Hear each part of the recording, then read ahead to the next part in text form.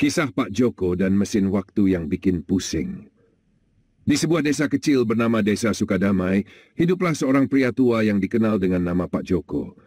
Pak Joko adalah orang yang paling nyentrik di desa itu. Dia tidak hanya suka berkebun, tetapi juga gemar bereksperimen dengan barang-barang aneh yang dia temukan di pasar loak. Suatu hari, dia menemukan benda paling aneh yang pernah dia lihat. Sebuah kotak kecil penuh dengan tombol dan lampu-lampu yang berkedip. Benda apa ini? Pak Joko menggaruk-garuk kepalanya yang botak sambil memandangi kotak itu. Karena penasaran, dia membelinya dengan harga murah dari seorang penjual yang kelihatan senang sekali bisa menjual barangnya yang satu ini. Sesampainya di rumah, Pak Joko mulai mencoba menekan tombol-tombol pada kotak itu. Tiba-tiba, kotak itu mengeluarkan suara seperti mesin tua yang dinyalakan. Lampu-lampu di kotak itu berkedip lebih cepat. Dan sebelum Pak Joko menyadarinya, ruang di sekitarnya berubah menjadi gelap dan dia merasakan tubuhnya seperti ditarik ke dalam pusaran yang besar. Ketika Pak Joko membuka mata, dia terkejut mendapati dirinya berada di sebuah hutan yang tidak dia kenali. Astaga, di mana ini? Apa ini mimpi? Gumamnya. Dia berusaha mengingat apa yang terjadi dan menyadari bahwa kotak aneh itu mungkin adalah mesin waktu. Pak Joko langsung teringat film-film fiksi ilmiah yang pernah dia tonton di televisi. Dengan rasa penasaran yang besar, Pak Joko mulai menjelajahi hutan itu. Dia melihat beberapa binatang yang tidak pernah dia lihat sebelumnya.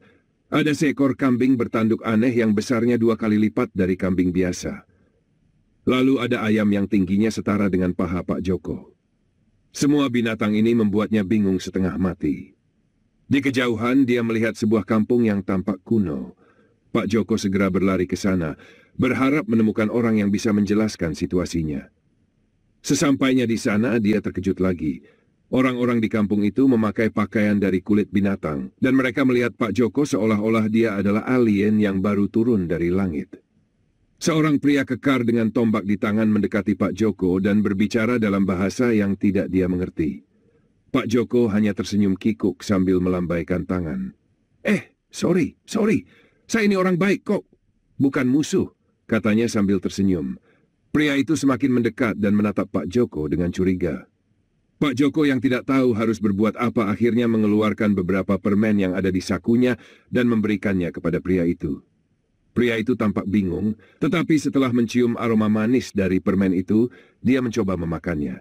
Wajahnya langsung berubah cerah dan dia tersenyum lebar sambil menunjuk ke arah Pak Joko. Semua penduduk kampung mulai bersorak-sorai dan mengelilingi Pak Joko. Aduh, gawat ini.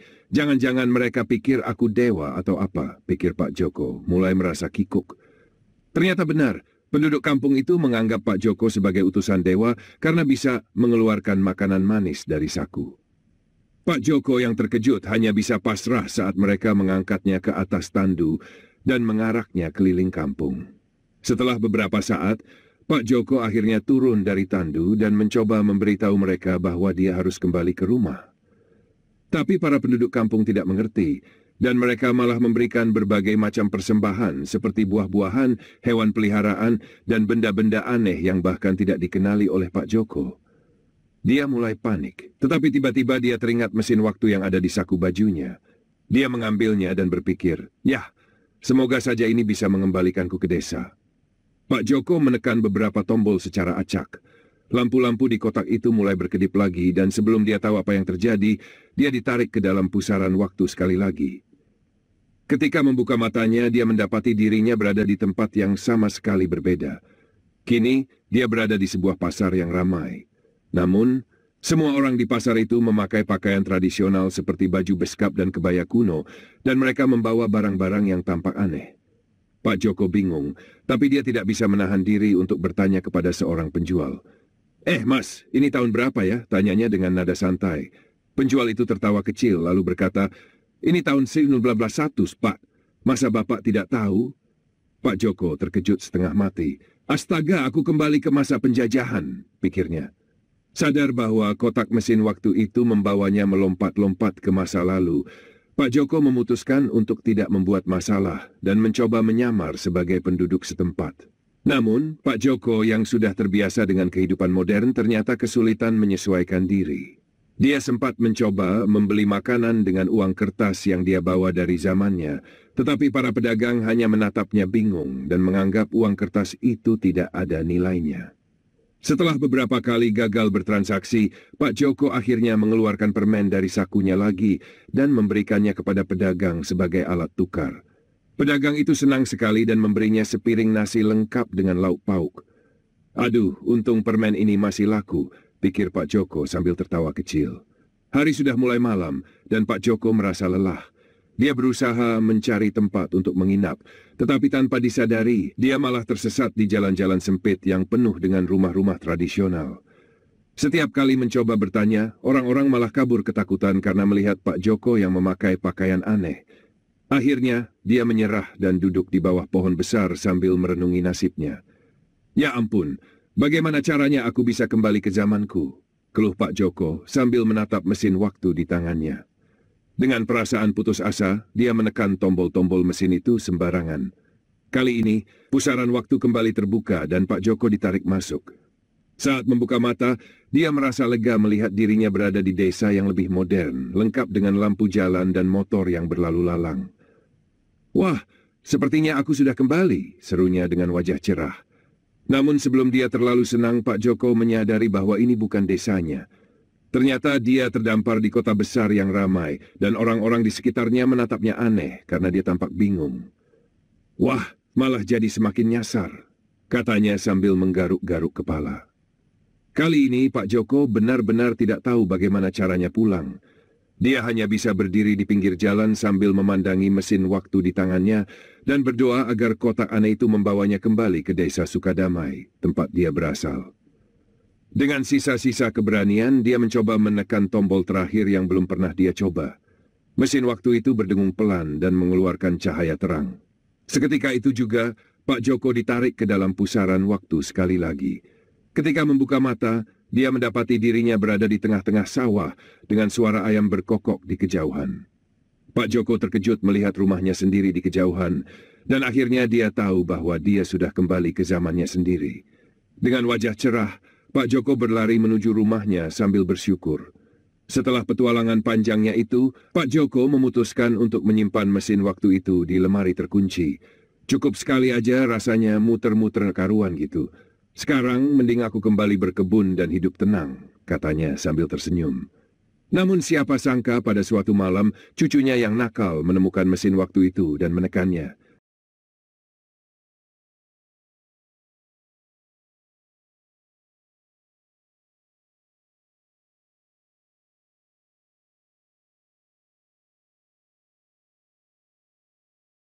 Petualangan Pak Ujang dan sepeda ajaib.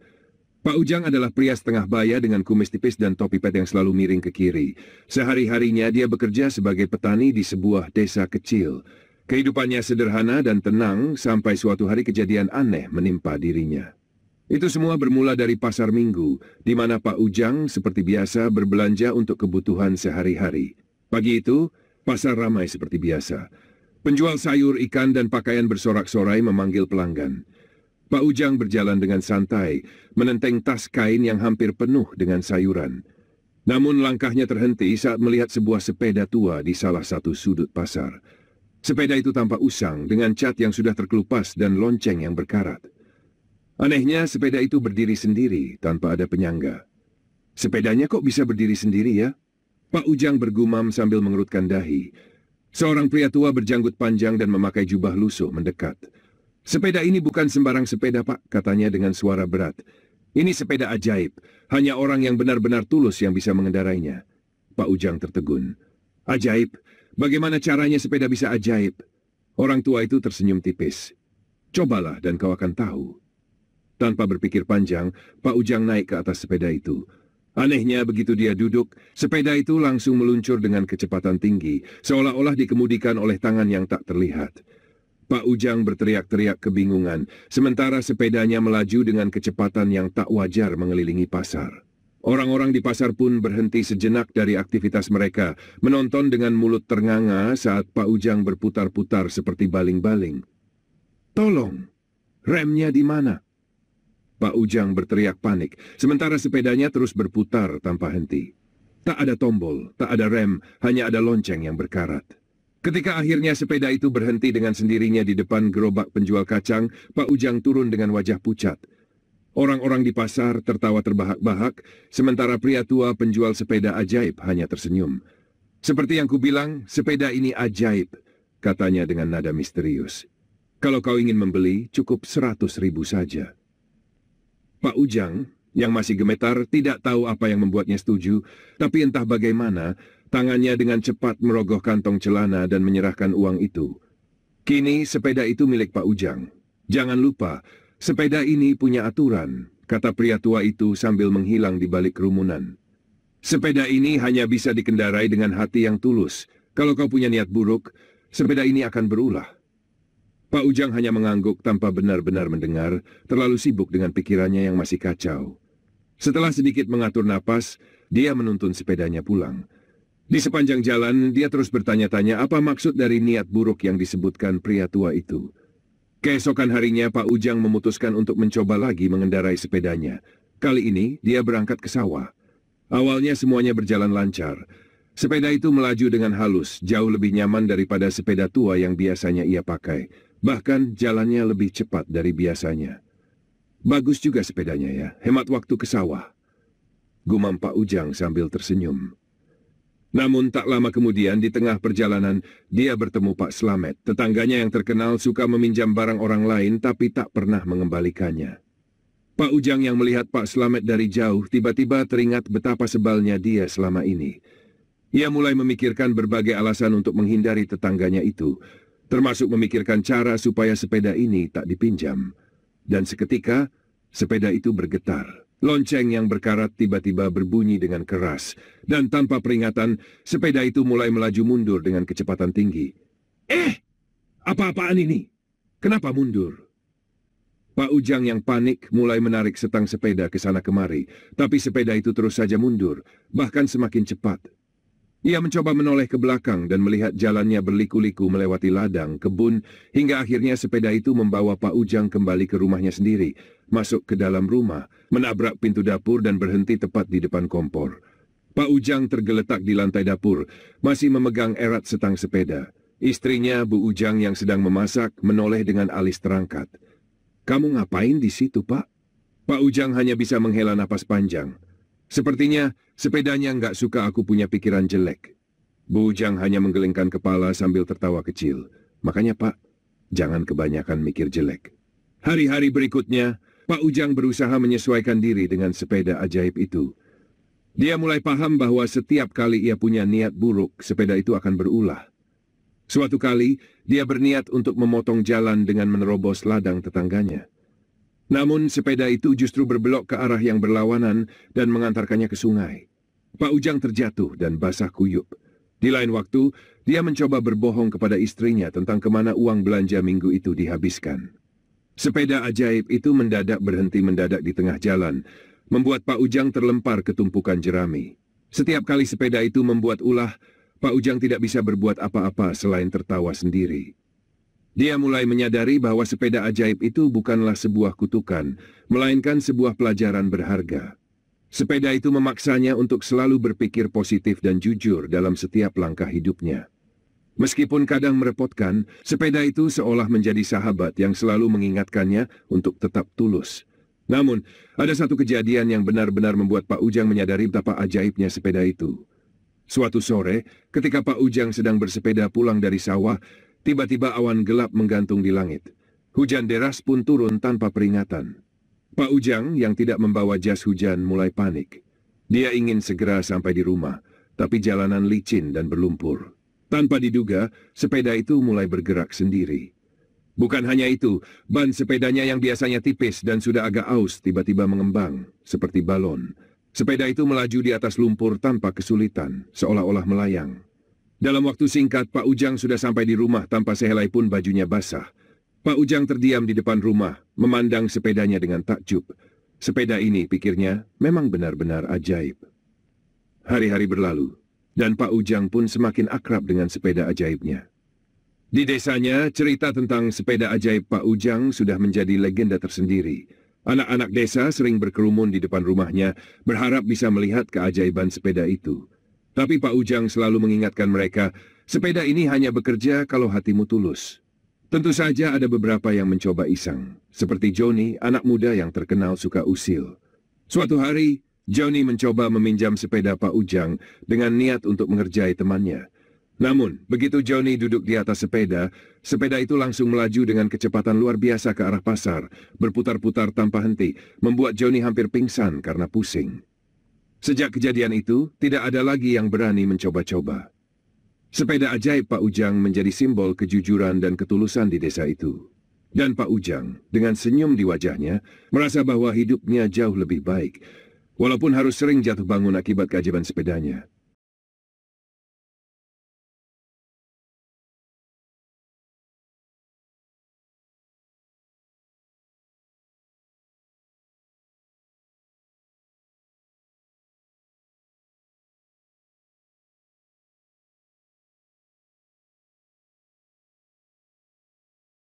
Judul, Juragan Bakso yang Jadi Jutawan. Di sebuah desa kecil yang tenang, hiduplah Pak Jaya, seorang penjual bakso keliling. Sudah bertahun-tahun Pak Jaya mengelilingi desa itu dengan gerobaknya menawarkan bakso sapi yang konon katanya resep rahasia keluarga. Setiap sore dengan langkah mantap ia menyusuri gang-gang desa sambil berteriak lantang, "Bakso! Bakso!" Desa itu memang cukup ramai oleh warga yang gemar makan bakso. Namun penjual bakso di desa itu bukan cuma Pak Jaya. Ada Kang Maman yang baksonya terkenal kenyal, ada juga Mas Bayu yang kuah baksonya kental dan kaya rempah. Saingan Pak Jaya bisa dibilang banyak sekali. Tapi Pak Jaya ini beda. Dia terkenal dengan ide-ide promosinya yang nyeleneh. Suatu hari Pak Jaya mendadak merasa perlu menaikkan omset karena anaknya, Iwan, baru saja diterima di perguruan tinggi. Biaya kuliah makin naik dan Pak Jaya mulai cemas. Dikala seperti itu muncullah ide aneh di kepalanya.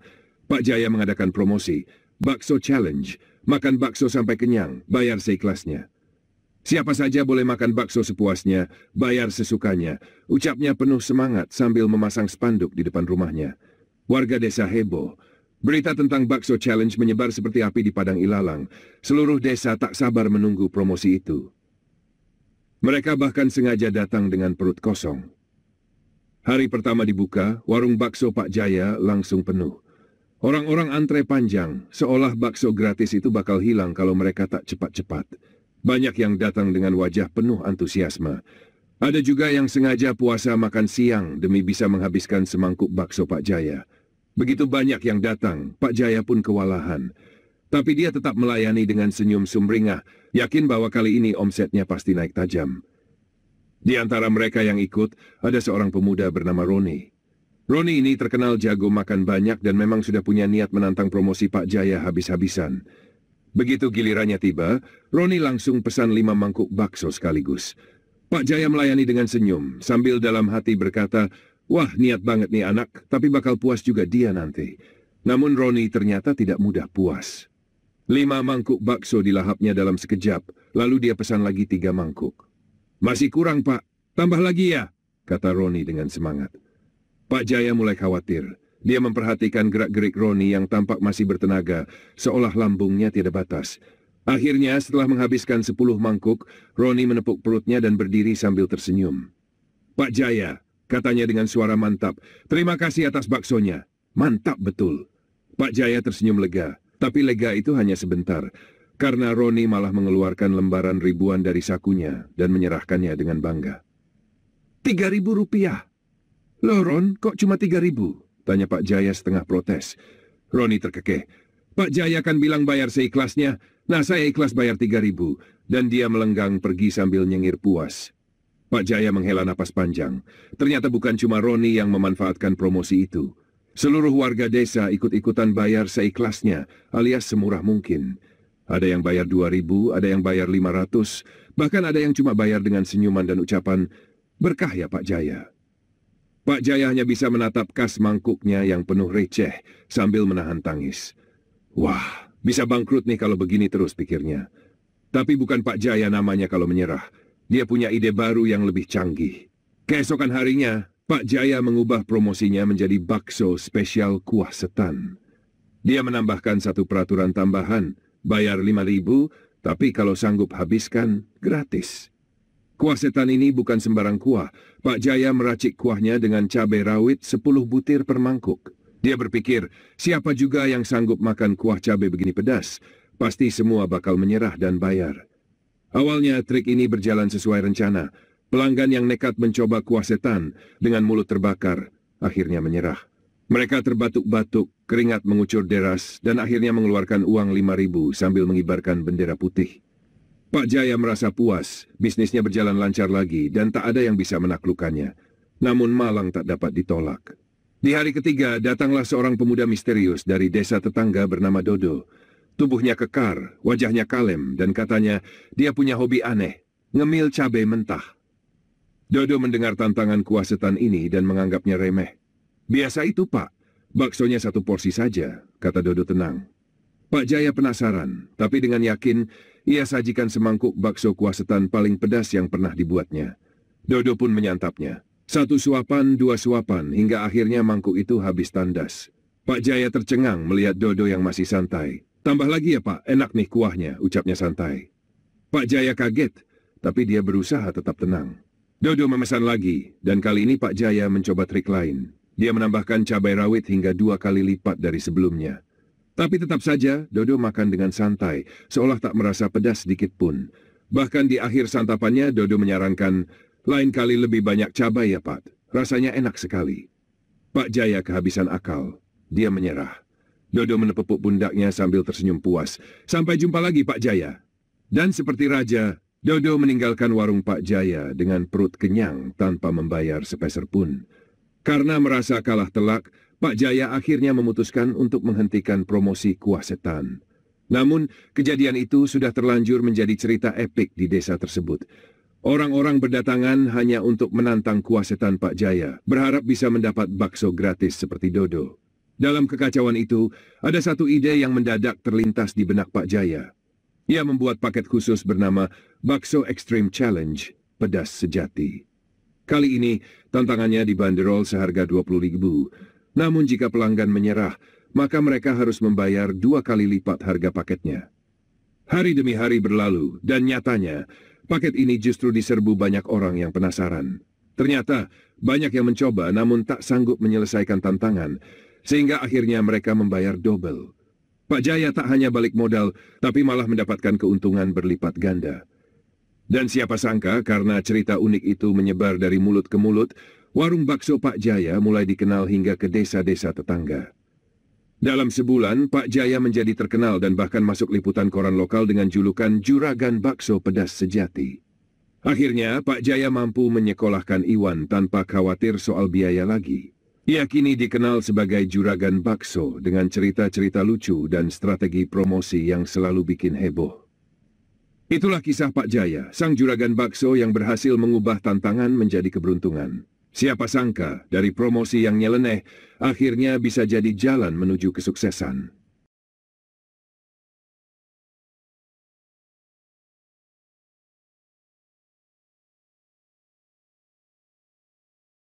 Gara-gara kursi reot di warung Wak Ambo. Di sebuah desa kecil ada warung kopi legendaris milik Wak Ambo. Warung itu berdiri di tengah sawah, cukup jauh dari jalan raya, tapi anehnya selalu ramai. Bukan karena kopinya yang luar biasa atau gorengan Wak Ambo yang menggoyang lidah. Bukan, sama sekali bukan. Warung itu ramai karena Wak Ambo dan warungnya punya keunikan tersendiri. Unik yang bikin ngakak. Warung Wak Ambo ini bisa dibilang seadanya. Kursinya kursi plastik yang sudah agak miring sana-sini.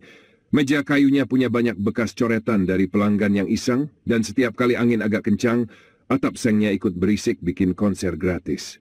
Meski begitu, pelanggan tetap setia berdatangan, terutama Pak Dul, Pak Ujang, dan Kang Jaja. Mereka seperti anggota tetap. Setiap pagi dan sore, wajah mereka pasti terlihat di warung itu. Suatu pagi, Wak Ambo sedang menyiapkan kopi hitam kental ketika Pak Dul, Pak Ujang, dan Kang Jaja datang. Seperti biasa, ketiganya langsung duduk di kursi plastik favorit masing-masing yang posisinya selalu di dekat pintu. Entah kenapa, meski banyak kursi lain, ketiga kursi di pojok itu selalu mereka rebutkan. Kang Jaja membuka percakapan. Wak, ini kopi pagi ini enak ya, rasanya kayak ada rasa-rasa kopi mahal. Wak Ambo yang sedang mengaduk kopi untuk pelanggan lain menoleh sambil cengar-cengir. Ya jelas, kan ini kopi baru yang Wak beli dari kota. nggak murah loh. Pak Ujang menyipitkan mata.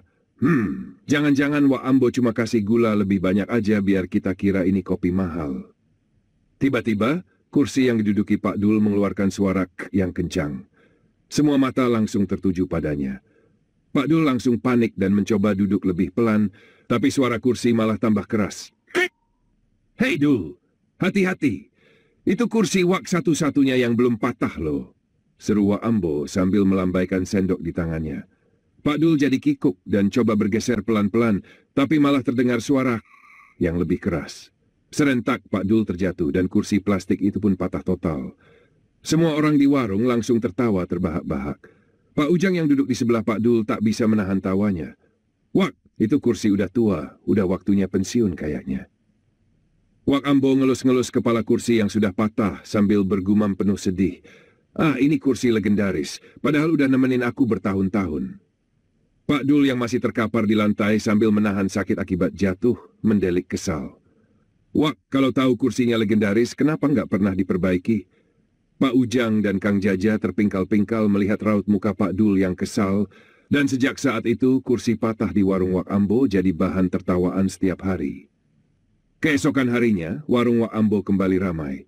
Kali ini ada Pak Darto, si petani cengkeh yang sering dianggap tukang gosip karena selalu punya berita terbaru. Dengan bersemangat, Pak Darto datang dan langsung menyorot kejadian kemarin. Hei, sudah dengar belum soal kursi Wak Ambo yang patah kemarin? Tanyanya sambil menyeringai. Pak Dul langsung melotot dari kursinya. Kali ini kursi yang baru dibeli Wak Ambo pagi tadi. Jangan mulai Darto. Udah cukup kemarin aku jadi bahan tertawaan. Pak Ujang ikut nimbrung. Dul, kok langsung emosi sih? Itu kan memang momen paling seru minggu ini, katanya sambil tertawa. Pak Dul cuma mendengus kesal. Ia berusaha mengalihkan perhatian ke kopi di hadapannya, tapi tak bisa menahan rasa penasaran saat mendengar Pak Darto bicara. Rupanya, Pak Darto membawa kabar menarik tentang pengumuman pemerintah yang katanya akan memberikan bantuan pupuk gratis untuk para petani di desa. Wak Ambo yang sedang menggoreng pisang tiba-tiba ikut campur. Bantuan pupuk gratis? Pasti ada syaratnya kan? Harus daftar ke balai desa ya? Pak Darto mengangguk. Benar, Wak. Tapi katanya harus bawa KTP dan fotokopi sertifikat tanah. Pak Ujang menggerutu. Aduh, ribet juga ya. Lah, masa bantuan saja harus ada 1000 syarat?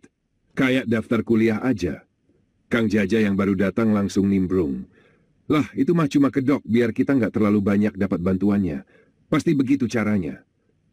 Wak Ambo terkekeh mendengar keluhan mereka. Itu mah hal biasa, kawan-kawan. Emang udah hukum alam, kalau ada gratisan pasti ada jebakannya.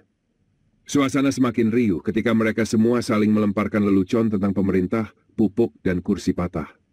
Namun momen lucu datang lagi saat Kang Jaja, yang sedang asik mengaduk kopi, menyadari kalau kopinya terasa hambar. Hei Wak, ini kopinya kenapa enggak ada gulanya? Masa Wak lupa kasih gula? Seru Kang Jaja. Wak Ambo mengernyit, lalu berkata santai, Oh iya, Ja, tadi aku baru ingat gulanya habis, jadi aku gantikan pakai garam. Apa? Garam! Teriak Kang Jaja sambil melotot ke cangkirnya. Ia segera memuntahkan kopinya, membuat semua orang di warung tertawa terpingkal-pingkal. Pak Ujang bahkan sampai terbatuk-batuk saking lucunya melihat ekspresi Kang Jaja. Setelah kejadian kopi garam itu, Wak Ambo makin sering membuat eksperimen-eksperimen iseng yang membuat pelanggan tak pernah kehabisan bahan untuk tertawa. Suatu sore, ia sengaja membuat gorengan dengan campuran bahan yang tidak biasa. Pak Dul mengambil gorengan pertama dan menggigitnya, langsung mengerutkan dahi. Wak, ini gorengan apa? Rasanya kok aneh banget. Wak Ambo tersenyum misterius. Itu resep rahasia baru, Pak Dul. Gorengan cabai rawit dicampur nangka. Semua orang langsung menganga. Nangka dan cabai rawit, Wak Ambo benar-benar kelewat kreatif dalam membuat orang menyesal. Pak Ujang ikut mencoba satu gorengan dan langsung batuk-batuk karena kepedasan. Ini apaan, Wak? Mau bunuh kita semua ya? Bukan mau bunuh, tapi bikin sehat. Cabai kan katanya bagus buat tubuh, ujar Wak Ambo sambil tertawa lebar. Tak satu pun yang bisa menahan diri dari kelucuan yang terjadi di warung Wak Ambo hari itu. Dari kursi yang patah, kopi asin, hingga gorengan cabai rawit nangka, warung ini benar-benar jadi pusat hiburan desa. Dan itulah sebabnya meskipun fasilitasnya ala kadarnya, warung Wak Ambo selalu ramai, tempat di mana semua orang bisa tertawa sepuasnya tanpa beban. Akhirnya, kursi patah bukanlah masalah besar di warung Wak Ambo. Justru kursi patah itulah yang mempererat persahabatan dan membuat hari-hari di warung penuh gelak tawa.